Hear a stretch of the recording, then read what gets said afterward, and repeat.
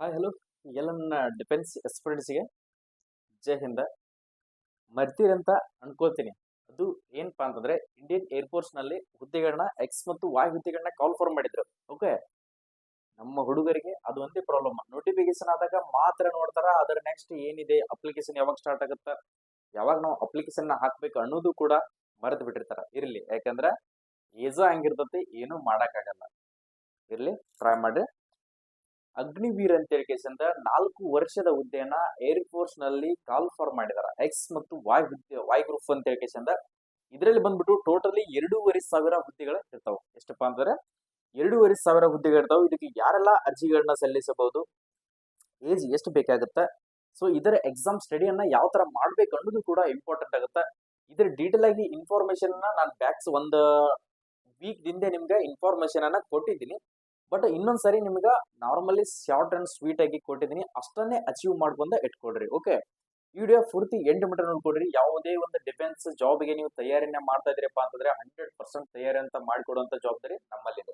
Okay, totally ಬಂದ್ಬಿಟ್ಟು ಪೋಸ್ಟ್ಗಳ ಸಂಖ್ಯೆ 2,500ಕ್ಕಿಂತ ಹೆಚ್ಚು ಹುದ್ದೆಗಳನ್ನ ಕಾಲ್ ಫಾರ್ ಮಾಡಿದಾರ. ಅಪ್ಲೈ ಡೇಟ್ ಬಂದ್ಬಿಟ್ಟು ಜನವರಿ 7, ಅಂದ್ರೆ ನಿನ್ನೆ ತಾನೇ ಆನ್ಲೈನ್ ಮುಖಾಂತರ ಅರ್ಜಿ ಕೂಡ ಸ್ಟಾರ್ಟ್ ಆಗಿದೆ. ಕೊನೆಯ ದಿನಾಂಕ 27ನೇ ತಾರೀಕಿಗೆ ಜನವರಿ ಕ್ಲೋಸಿಂಗ್ ಡೇಟ್ ಕೂಡ ಆಗುತ್ತೆ. ಯಾಕಪ್ಪ ಅಂತಂದ್ರೆ ಕೇವಲ 20 ದಿನಗಳ ಮಾತ್ರ ಟೈಮಿಂಗ್ ಅನ್ನ ಕೊಡ್ತಾರ. ಅಪ್ಲಿಕೇಶನ್ ಅನ್ನ ಹಾಕೊಳ್ಳೋರು ಅಪ್ಲಿಕೇಶನ್ ಗಳನ್ನ ಹಾಕೊಳ್ರಿ. 7ನೇ ತಾರೀಕು ಜನವರಿ 1, 2025ರಿಂದ ಹಿಡಿದು 27/1/2025ಕ್ಕೆ ನಿಮ್ಮ ಆನ್ಲೈನ್ ಮುಖಾಂತರ ಅರ್ಜಿಯನ್ನ ಸಲ್ಲಿಸುವ ದಿನಾಂಕ ಕೂಡ ಕ್ಲೋಸ್ ಆಗುತ್ತೆ. ಓಕೆ, ಇವೆಲ್ಲ ಮಾಹಿತಿಗಳನ್ನ ತಿಳ್ಕೊಳ್ಳೋದು ಬಹಳಷ್ಟು ಇಂಪಾರ್ಟೆಂಟ್ ಸ್ನೇಹಿತರೆ. ಸೊ ಯಾವುದೇ ಒಂದು ವಿಷಯದಲ್ಲಿ ನೀವು ಫೇಲ್ ಆಗಿದ್ದೀನಿ, ಸೊ ನಾನು ಯಾವುದೇ ಒಂದು ಅಗ್ನಿವೀರದಲ್ಲಿ ಫೇಲ್ ಆಗಿದ್ದೀನಿ, ಹೈಟ್, ಚೆಸ್ಟ್, ವೇಟ್, ನಾನು ಹೇಳ್ತಾ ಇದ್ದೀನಿ, ಯಾವುದಕ್ಕೂ ಕೂಡ ಹಿಂಜರಿಬೇಡ್ರಿ. ಒಂದಲ್ಲ ಒಂದೇ 100% ಜಾಬ್ಗೆ ಸೇರ್ತೀರಿ. ಎಫರ್ಟ್ ಅನ್ನ ಯಾವತ್ತೂ ಬಿಡಕ್ ಹೋಗ್ಬೇಡ್ರಿ. ಆ ಎಫರ್ಟ್ ಅನ್ನ ಯಾವ ತರ ಮಾಡ್ಬೇಕು ಅನ್ನೋದು ಕೂಡ ನಾನ್ ನಿಮ್ಗೆ ಪ್ರಿಪರೇಷನ್ ಅನ್ನ ಮಾಡಿ ಕೊಡ್ತೀನಿ. ಎಕ್ಸಾಮ್ ಡೇಟ್ ಬಂದು 22 ಮಾರ್ಚ್ಕ್ಕೆ ಇದರ ಎಕ್ಸಾಮ್ ಇರ್ತದೆ. ಯಾವಾಗಪ್ಪ ಅಂದ್ರೆ 22ನೇ ತಾರೀಕಿಗೆ ಮಾರ್ಚ್ ನಿಮ್ಮ ಎಕ್ಸಾಮ್ ಅನ್ನ ಕಂಡಕ್ಟ್ ಮಾಡ್ತಾರೆ. ಇದರಲ್ಲಿ ಎಕ್ಸ್ ಮತ್ತು ವಾಯ್ ಗ್ರೂಪ್ ಅಂತಂದ್ರೆ ಏನು ಅಂತ ಹೇಳಿ ಎಷ್ಟೋ ಜನಕ್ಕೆ ಡೌಟ್ ಇದೆ. ಈ ಅರ್ಜಿಯನ್ನ ಪುರುಷ ಮತ್ತು ಮಹಿಳೆಯರು ಇಬ್ರು ಕೂಡ ಅರ್ಜಿಗಳನ್ನ ಸಲ್ಲಿಸಬಹುದು. ಓಕೆ, ನೀವ್ ಅಂತ ಇದ್ರೆ ಸರ್ ನಾವು ಬರೇ ಪುರುಷರಿಗೆ ಅಷ್ಟೇ ಮಾಹಿತಿಯನ್ನ ಕೊಡ್ತಾ ಇದ್ರಿ, ಮಹಿಳೆಯರಿಗೆ ಯಾಕೆ ನಮ್ ಜಾಬ್ ನೋಟಿಫಿಕೇಶನ್ ಗಳ ಬಗ್ಗೆ ಮಾಹಿತಿಯನ್ನ ಕೊಡ್ತಾ ಇಲ್ಲ ಅಂತ ಹೇಳಿ ಕೇಳ್ತಾ ಇದ್ರಿ. ಇಲ್ಲ, ಇದು ಎಲ್ಲರಿಗೂ ಕೂಡ ಅವಕಾಶ ಇದೆ. ನೀವೇನಾದ್ರೂ ಎಕ್ಸ್ ಗ್ರೂಪ್ಗೆ ಅರ್ಜಿಗಳನ್ನ ಸಲ್ಲಿಸ್ತೀನಪ್ಪ ಅಂತಂದ್ರೆ ಕ್ವಾಲಿಫಿಕೇಶನ್ ಏನ್ ಬೇಕಪ್ಪ ಅಂತಂದ್ರೆ 12ನೇ ತರಗತಿ ಮುಗಿದಿರಬೇಕು, ಫಿಸಿಕ್ಸ್, ಮ್ಯಾಥ್ಸ್, ಇಂಗ್ಲಿಷ್ ಸಬ್ಜೆಕ್ಟ್ ಅನ್ನ ಹೊಂದಿರಬೇಕು. ಅಂದ್ರೆ ಸೈನ್ಸ್ ಮುಗಿಸಿದವರಿಗೆ ಮಾತ್ರ ಅವಕಾಶ ಇರುತ್ತೆ. ಟೋಟಲಿ ಪರ್ಸೆಂಟೇಜ್ 50 ಆಗಿರ್ಬೇಕು. ಇಂಗ್ಲಿಷ್ ಸಬ್ಜೆಕ್ಟ್ ನಲ್ಲಿ ಮಾತ್ರ 50 ಮಾರ್ಕ್ಸ್ ಅನ್ನ ತಗೊಂಡಿದ್ರೆ ಮಾತ್ರ ಇದಕ್ಕೆ ಅಲ್ಲಿ ಎಲಿಜಿಬಿಲಿಟಿ ಆಗ್ತೀರಿ. ನೆಕ್ಸ್ಟ್ ನಾನು ವಾಯ್ ಗ್ರೂಪ್ಗೆ ಅರ್ಜಿಗಳನ್ನ ಹಾಕ್ತೀನಿ. ಸರ್ ನೀವು ಏನು PUC ಮುಗಿದವರಿಗೆ ಮಾತ್ರ ಹೇಳ್ತಾ ಇದ್ದೀರಾ, ನಾವು ಜಸ್ಟ್ ಆರ್ಟ್ಸ್ ಕಾಮರ್ಸ್ ಮುಗಿಸಿದೀವಿ, ನಾವೇನ್ ಮಾಡ್ಬೇಕು ಅಂತ ಕೇಳ್ತಾ ಇದ್ದೀರಾ. ಎಸ್ ಸ್ನೇಹಿತರೆ, ನೀವು ಕೂಡ ಇದಕ್ಕೆ ಅರ್ಜಿಗಳನ್ನ ಸಲ್ಲಿಸಬಹುದು. ನಿಮ್ಗೂ ಕೂಡ ಅಪಾರ್ಚುನಿಟಿಯನ್ನ ಕೊಟ್ಟಿದಾರ. ಬೆಸ್ಟ್ ಅಪಾರ್ಚುನಿಟಿಗಳನ್ನ ಯಾವತ್ತೂ ಮಿಸ್ ಮಾಡ್ಕೋಬೇಡ್ರಿ. ನೋಡ್ಕೊಡ್ರಿ, 12ನೇ ತರಗತಿ ಮುಗಿದಿದ್ರೆ ನೀವು 50% ಅನ್ನ ಹೊಂದಿರಬೇಕು. ಇಂಗ್ಲಿಷ್ ಸಬ್ಜೆಕ್ಟ್ ನಲ್ಲಿ ನೀವು ಆರ್ಟ್ಸ್ ಆಗಿರಲಿ, ಕಾಮರ್ಸ್ ಆಗಿರಲಿ 50 ಮಾರ್ಕ್ಸ್ ಅನ್ನ ತಗೊಂಡಿರ್ಲೇಬೇಕು.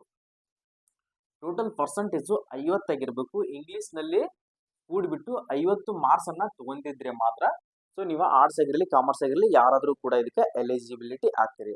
ಓಕೆ, ಇದ್ರ ಸೆಲೆಕ್ಷನ್ ಪ್ರೊಸೆಸ್ ಯಾವ ತರ ಇರುತ್ತೆ ಸರ್? ಸೆಲೆಕ್ಷನ್ ಪ್ರೊಸೆಸ್ ಅನ್ನ ನೋಡ್ಕೊಳ್ಳಿ.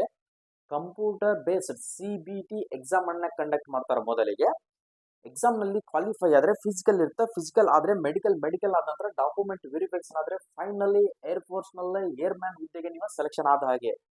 ಓಕೆ, ನೆಕ್ಸ್ಟ್ ಬಂದ್ಬಿಟ್ಟು ಎಕ್ಸಾಮ್ ಸಿಲೆಬಸ್ ಏನಿರುತ್ತೆ ಸರ್, ಯಾವ ತರ ನಾವು ಸ್ಟಡಿ ಮಾಡಬೇಕು ಅದು ಕೂಡ ಇಂಪಾರ್ಟೆಂಟ್ ತಾನೆ. ಎಕ್ಸಾಮಿಗೆ ಅಂತಾನೆ ನಾವು ಕೂಡ ನಿಮ್ಗೆ ಕೋಚಿಂಗ್ ಅನ್ನ ಓಪನ್ ಮಾಡಿದೀವಿ. ಡಿಸ್ಟ್ರಿಕ್ಟ್ ಸ್ಟೇಡಿಯಂ ಬಾಗಲಕೋಟ್ ಒಳಗಡೆ HA ಡಿಫೆನ್ಸ್ ಅಕಾಡೆಮಿ ಅಂತ ಹೇಳಿಂದ ಬರುವ ತಿಂಗಳ ಫೆಬ್ರವರಿ 5ನೇ ತಾರೀಕಿಗೆ ಬ್ಯಾಚಸ್ ಕೂಡ ಸ್ಟಾರ್ಟ್ ಆಗ್ತಾ ಇದಾವೆ.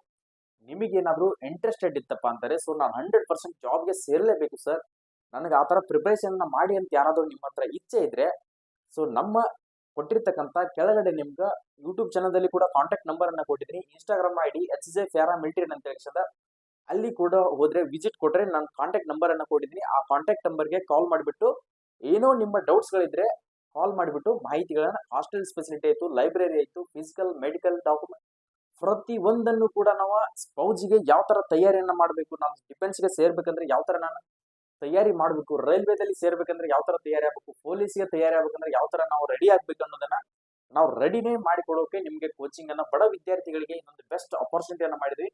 ಬೇಕಾದ್ರೆ ಕಾಂಟ್ಯಾಕ್ಟ್ ನಂಬರ್ಗೆ ಕಾಲ್ ಮಾಡಿಬಿಟ್ಟು ಹೆಚ್ಚಿನ ಮಾಹಿತಿಯನ್ನ ಪಡೆದುಕೊಳ್ಳ್ರಿ. ಓಕೆ, ನೆಕ್ಸ್ಟ್ ಬಂದ್ಬಿಟ್ಟು ಎಕ್ಸಾಮ್ ಸಿಲೆಬಸ್ ಅನ್ನ ನೋಡ್ಕೊಡ್ರಿ. ಕ್ವಶನ್ಸ್ ಬಂದ್ಬಿಟ್ಟು ಎಕ್ಸ್ ಗ್ರೂಪ್ ಗೆ 70 ಕ್ವಶನ್ಸ್ ಗಳು ಇರ್ತಾವೆ. 60 ನಿಮಿಷ ಟೈಮಿಂಗ್ ಇರ್ತೈತಿ. ನೆಗೆಟಿವ್ ಕೂಡ 0.5 ನೆಗೆಟಿವ್ ಇರ್ತದ. ಇಂಗ್ಲಿಷ್ ಸಬ್ಜೆಕ್ಟ್ ನಲ್ಲಿ 20 ಕ್ವಶನ್ಸ್ ಗಳನ್ನ ಕೇಳ್ತಾರ. ಫಿಸಿಕ್ಸ್ ನಲ್ಲಿ 25 ಕ್ವಶನ್ಸ್, ಮ್ಯಾಥ್ಸ್ ನಲ್ಲಿ ಕೂಡ 25 ಕ್ವಶನ್ಸ್ ಗಳನ್ನ ಕೇಳ್ತಾರ. ನೆಕ್ಸ್ಟ್ ಸರ್, ನಾನು ವೈ ಗ್ರೂಪ್ ಅರ್ಜಿಯನ್ನು ಸಲ್ಲಿಸ್ತೀನಿ. ಎಕ್ಸ್ ಗ್ರೂಪ್ ಬಗ್ಗೆ ಜಾಸ್ತಿ ಹೇಳ್ಬೇಡಿ, ಸೈನ್ಸ್ ಸ್ಟೂಡೆಂಟ್ ಗಳು ಕಡಿಮೆ ಇದಾರೆ. ನಾವು ವೈ ಗ್ರೂಪ್ ಸ್ಟೂಡೆಂಟ್ ಗಳು ನಮಗೆ ಮಾಹಿತಿಯನ್ನ ಕೊಡಿ ಸರ್.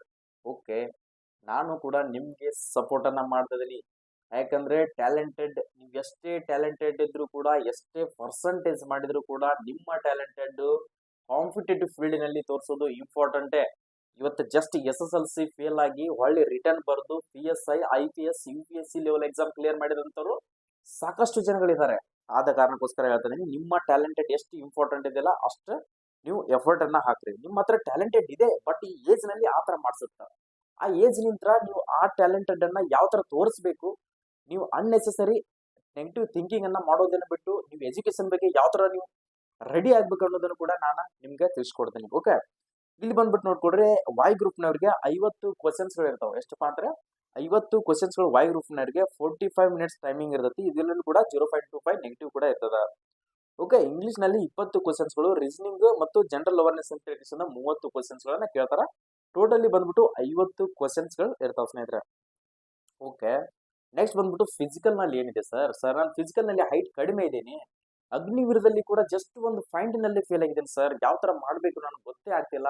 ಸೊ ನನಗೆ ಲೈಫೇ ಬೇಡ ಅನಿಸ್ತಿದೆ ಅಂತ ಹೇಳಿ ಸಾಕಷ್ಟು ಜನ ವಿದ್ಯಾರ್ಥಿಗಳು ಮನನೊಂದು ಎಲ್ಲ ಬಿಟ್ಟು ನಾನು ಹೊಲದಲ್ಲಿ ದುಡಿದ್ರಾಯ್ತು, ಯಾವುದೇ ಒಂದು ಕಂಪನಿಯಲ್ಲಿ ಹೋದ್ರಾಯ್ತು ಅಂತ ಹೇಳಿ ಅನ್ಕೊಂಡು ಕುಂತಿದ್ರಲ್ಲ.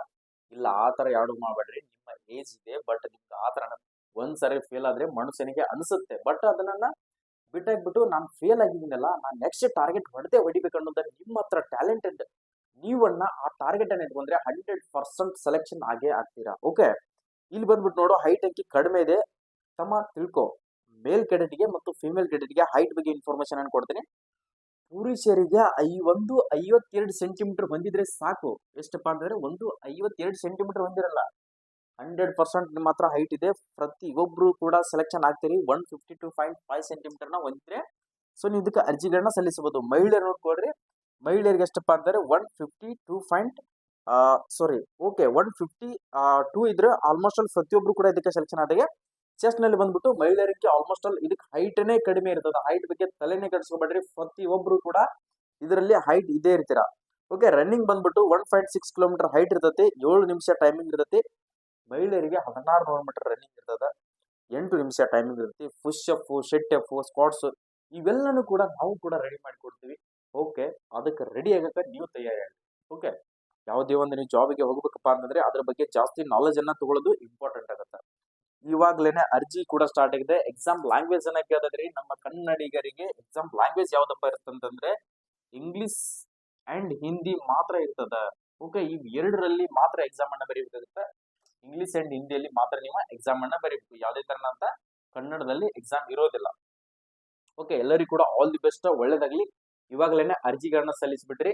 ಅಪ್ಲಿಕೇಶನ್ ಫೀಸ್ ಬಂತು 550 ಅಪ್ಲಿಕೇಶನ್ ಫೀಸ್ ಇರ್ತೈತಿ. ಯಾವುದೇ ಕಾಸ್ಟ್ ಸಂಬಂಧ ಪಡೋದಿಲ್ಲ. ಇದಕ್ಕೆ ಎಲ್ಲ ಕಾಸ್ಟಿಗೆ ಕೂಡ 550 ರೂಪಾಯಿ ಆನ್ಲೈನ್ ಪೇಮೆಂಟ್ ಕೂಡ ಇರ್ತದ. ಹೋಗಿ ಇವತ್ತೇ ಆನ್ಲೈನ್ ಅರ್ಜಿಗಳನ್ನ ಸಲ್ಲಿಸ್ಕೊಡ್ರಿ. ಎಲ್ಲರಿಗೂ ಕೂಡ ಆಲ್ ದಿ ಬೆಸ್ಟ್, ಒಳ್ಳೇದಾಗ್ಲಿ. ಇಂಥ ಅಪರ್ಚುನಿಟಿಗಳನ್ನ ಯಾವತ್ತೂ ಮಿಸ್ ಮಾಡ್ಕೊಳ್ಬೇಡ್ರಿ. ನಾವು ಕೊಟ್ಟಿರ್ತಕ್ಕಂಥ ಕಾಂಟ್ಯಾಕ್ಟ್ ನಂಬರ್ಗೆ ಕಾಲ್ ಮಾಡಿಬಿಟ್ಟು ಏನೇ ಅಡ್ಮಿಷನ್ ಮಾಡ್ಕೊಳ್ಳಿದ್ರೆ ಈಗಾಗಲೇ ಅಡ್ಮಿಷನ್ ಅನ್ನ ಮಾಡ್ಕೊಡ್ರಿ. ಅಡ್ಮಿಷನ್ ಕೂಡ ಸ್ಟಾರ್ಟ್ ಆಗಿದಾವೆ. ನಾವು ಕೊಡ್ತಿರ್ತಕ್ಕಂಥ ಮಾಹಿತಿ ನಿಮ್ಗೆ ಏನಾದ್ರು ಇಷ್ಟ ಆಗಿದ್ರೆ, ಸೊ ನಾವು ಕೊಡ್ತಿರ್ತಕ್ಕಂಥ ಇನ್ಫಾರ್ಮೇಶನ್ ಅಪ್ಡೇಟ್ ಆಗಿರಲಿ, ಏನಾದ್ರು ಯೂಸ್ಫುಲ್ ಆಗ್ತಿತ್ತಪ್ಪ ಅಂದ್ರೆ ನಮ್ಮ ಯೂಟ್ಯೂಬ್ ಚಾನಲ್ಗೆ ಒಂದು ಲೈಕ್ ಮಾಡಿ ಸ್ನೇಹಿತರೆ. ಈ ವಿಡಿಯೋನ ಪ್ರತಿಯೊಬ್ಬರಿಗೆ ನಿಮ್ಮ ವಾಟ್ಸಪ್ ಗ್ರೂಪ್, ಟೆಲಿಗ್ರಾಮ್ ಗ್ರೂಪ್, ನಿಮ್ಮ ಸ್ನೇಹಿತರಿಗೆ ಸಾಕಷ್ಟು ಇರ್ತಾವೆ. ಈ ವಿಡಿಯೋನ ಶೇರ್ ಮಾಡ್ಕೊಡ್ರಿ. ಓಕೆ, ನಿಮ್ಗೆ ಏಜ್ ಕಂಪ್ಲೀಟ್ ಆಗಿದೆ, ಅವ್ರಿಗೆ ಅದು ಹೆಲ್ಪ್ಫುಲ್ ಆಗುತ್ತಲ್ಲ, ಅವ್ರಿಗೆ ಅದು ವಿಡಿಯೋನ ಶೇರ್ ಮಾಡ್ಕೊಡ್ರಿ. ಕೆಳಗಡೆ ಕಾಣ್ತಿರ್ತಕ್ಕಂಥ ಸಬ್ಸ್ಕ್ರೈಬ್ ಬಟನ್ ಮೇಲೆ ಕ್ಲಿಕ್ ಮಾಡ್ಕೊಂಡು ಸಬ್ಸ್ಕ್ರೈಬ್ ಮಾಡ್ಕೊಂಡ್ರಪ್ಪ ಅಂತಂದ್ರೆ ನಾವು ಕೊಡ್ತಿರ್ತಕ್ಕಂಥ ಡೈಲಿ ಅಪ್ಡೇಟ್ ಇನ್ಫಾರ್ಮೇಶನ್ಗಳು ನಿಮ್ಗೆ ನೋಟಿಫಿಕೇಶನ್ ಮುಖಾಂತರ ಬರ್ತಾನೆ ಇರುತ್ತೆ. ಓಕೆ, ನೆಕ್ಸ್ಟ್ ವಿಡಿಯೋದಲ್ಲಿ ಬರೋಣ ಸ್ನೇಹಿತರೆ. ಜೈ ಹಿಂದ್, ಜೈ ಕರ್ನಾಟಕ.